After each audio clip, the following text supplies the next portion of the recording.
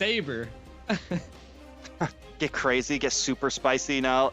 And Zane's been keeping it. He's been keeping it simple, man. Keeping it safe. He picks what does well. And you know, last time he wasn't able to get the win with Paquito, but he still played an amazing Paquito. At this point, like, I think he's just in a headspace like it's either Akai, Ballman, Paquito, maybe something else if we want to get really crazy. But unless you banned out all three of those, like, there's no reason for him to really switch up. It's more of like the gold lane and the EXP lane where you really kind of have to like worry about the rock paper scissors aspect and things like that. Zane though on this Paquito, gonna be able to he uses that heavy spin so well. He uses it like to its T, especially when it comes to Lords, especially when it comes to Turtles or trying to take towers. He's gonna try to zone away Zero and take this, but we are now moving into game 4 of the Valley up against Gosu. The score right now is 2-1. Definitely a possibility for Gosu to bring this to a best of 5G. Yeah, and you know, kind of setting the stage here. We're going into round 4. Well, like T-Rex said, but what I want to see from the games now is that we are seeing Flare on the Eve, which is going to have a heavy presence, is going to maybe be countered by mobazane a little bit, but Yue wants that engage. Now, the biggest thing that I am seeing from the side of Team Gosu is that they lack CC. I mean, they have a little bit of pop-up, they have a little bit of crowd control, you know, but they don't have like the solid hold. But, and you gotta say that again, the only person on the side of the Valley that has that is mobazane. So I feel like that's gonna make and break team fights here, and I want to see what they can kind of do on this early stage. Yue is always showing that pressure, given the vision. I didn't suspect them to go down there. They're just, Masha's way too thick to deal with in this early game.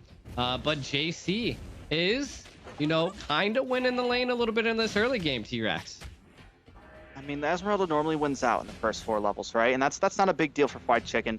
Now, what I want to do is Shark's covering this top side, right? And I think in the beginning, Yue taking advantage of that, homing in onto Zane in his jungle. And as long as Shark keeps trying to babysit basic in these first few levels, Yue should continue to do that. But wait a second, Shark taking some damage. First blood going to Fleur. A nice little ambush there from the side of Team Gosu. Something you like to see if you're a Gosu fan right now. You do. And to build off of how you were talking about the Diggy, right? The Diggy, the Ithriel does not do good on the early game against a Wan. So the Diggy giving a little bit of presence, a little bit of helping hand in that early game is what they needed. We are seeing the Lord go right now. Let's see if they can take it though. Does come down. Shark uses that reverse time. I mean, the time journey. Hoon forced to use the black shoes. Yue trying to find something. Oh! Mobazane walks up, clicks Retry, and takes the turtle. Challenge accepted, and now Fleur could be in a bad spot. Isn't going to be able to get away. Super Shark picks up the kill. Yeah, and now we're seeing mobazane doing really good with the Retry now. And this is what I want to see from the Valley, is that now we're seeing that retribution come off. The secure. The Kai has the ability to zone out Zero and, you know, push him back. And then we've seen a really good play onto Fleur, takes out Fleur into the early game. And I feel like that is someone you really need to target. You really got to watch out for the Wan. We are already seeing this early jungle invade by mobazane onto Zero. And this could spell trouble for Team Gosu as well. Oh my god, and he takes the blue buff away from Zero. Once again, the Valley just creating this early pressure. And we're seeing it from Shark right now. We saw the reverse time right there. Zero tried to get his own buff and just got pulled away from it. And this is what I mean with Shark on this Diggy. It is a problem. It is a threat. He uses it to just such a manner that you don't see many players doing it. And it could be the possible downfall here. Not only that, Basic General at a standstill. And I gotta say, Basic could end up winning out in this lane on the top side. He has the kiting ability on the Seraphil. Zane now, though, coming in, looking for Fleur, uses the heavy spin. Fleur caught up once again, forced to use the flicker, trying to get away, but Hoon doesn't want to let it happen. Gloom comes down, and so does Fleur. Another pick for the side of the Valley. See, this is what I'm gonna rebuild onto what I was saying. Like, there's nothing that can, you know, stay in front and keep Fleur available. Like, they need some frontal lane presence. I mean, you're gonna have the Esmeralda and the Masha into the late game, but there's nothing to stop mobazane from coming in and putting the panda to the fleur there, you know, the heavy spin coming off, and it's the pressure. There's nothing they could have done right there because all they have is pop-ups. And I mean, it's going to come down to that. And I feel like the team fights are going to lean in the favor of the Valley. But I want to see what Team Gosu can respond with that. And if, you know, if I had to make my predictions to do it, they need to stop mobazane. He is right now all over the enemy side of the river and just constantly taking buffs. Look, secured the red buff. What's the response, you know? There just isn't one right now. I think once again, Team Gosu falling into more of that late game hope, that late game prayer that General can do something here. Even looking at the gold, wait a second, Shark taking a bit of damage, but he's gonna be able to go away. But looking at the items, looking at the gold, we have Zane already at a 500 gold lead, already has a cursed helmet on, and Zero hasn't even been able to get his first item in yet, and that is kind of the story for a lot of the team right now. Luckily, General has gotten in that corrosion scythe, skipped boots, already working on the next items, got a little bit of defense there for some sustainability to deal with basic, but overall, the Valley already at a 2k gold lead at only 5.5 minutes. Will this be the end of Gosu? I mean, we shall find out. They definitely don't want it. Their charisma should be high, you know, since they just took that last game against the Valley. The only other team that I've ever seen to do that is Ackerman. So it's good to see that we have teams in NA that can put the pressure on such a Goliath, a dream team of the Valley.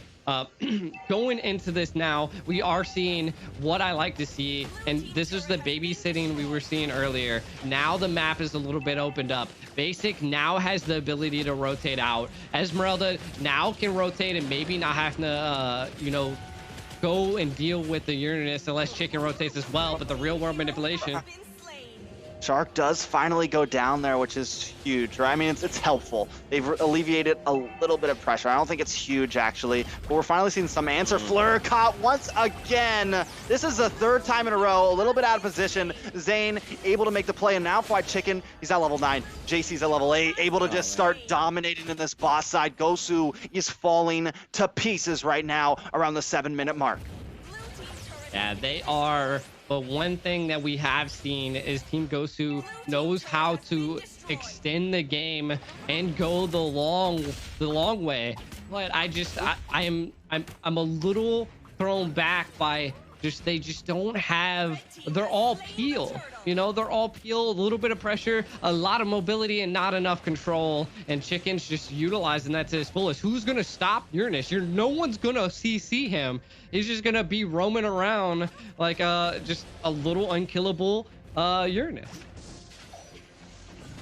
It's definitely a problem. Fried Chicken's going to be able to open up space. We've seen him on the Uranus before. It is pestering. It is annoying. It is a pain to try to deal with. He's 1-0-1 at 7.5 minutes, and that is going to be the one of the things that helps the Valley if this goes to the end game, right? That is going to be one of the things that helps them secure this possible victory over the side of Team Gosu.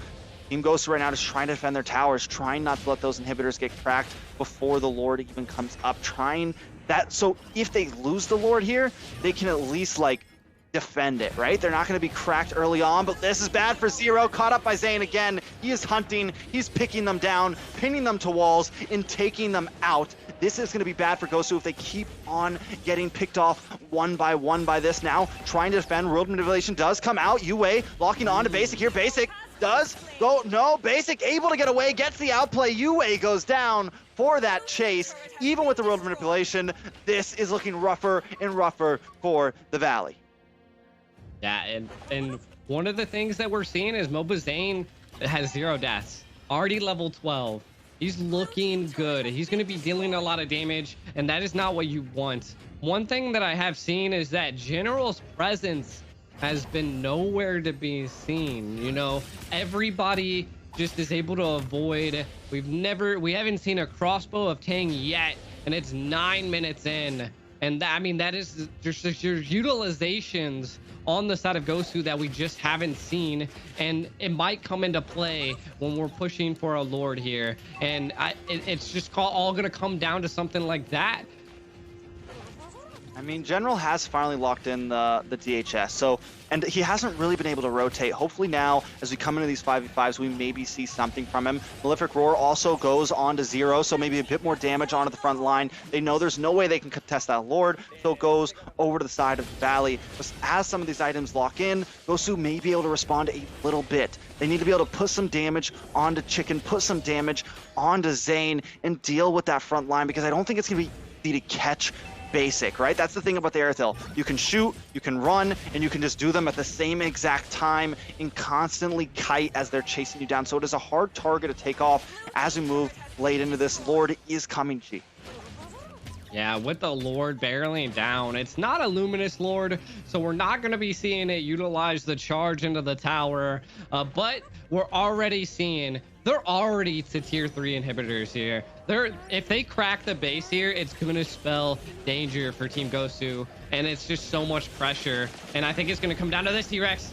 But is coming out, a little bit of chip damage. JC onto the back of Basic. Basic gonna be able to kite that though. Slowly get away. JC taking a bit of damage here. Yue looking for something. The tower does last. Able to melt that down fast enough, but the Valley does not stop yet. Another wave of minions is crashing, and with that, they should be able to take it. Hoon takes the front line, pops the black shoes back to the back as Super Shark keeps on with that reverse time, being a nuisance to JC and Yue, being a nuisance to Zero, unable to make those moves. Basic working away onto Yue now, brought down to a second bar of health. General looking for weakness points, has not been able to pop that crossbow of Tang just yet. They make another tower last, but more minions are coming, and Zane this time is holding the front line, looking for a possible pick, looking for the dip, dive, dash, and spin, and he found General on the wall, taken out. Luckily, they do find Shark, though. A bit of a response. JC able to pick something up, but Fried Chicken holds down the front side. Minions on the base. Fleur uses the world manipulation to try to keep them at bay. Zero locked on to Zane here, but brought too low from Basic.